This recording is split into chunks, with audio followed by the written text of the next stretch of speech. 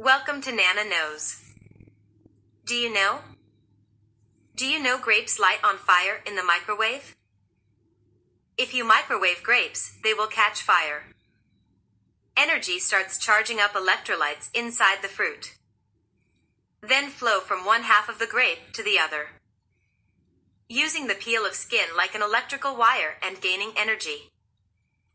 Ask someone today, do you know? Hope you enjoyed this video.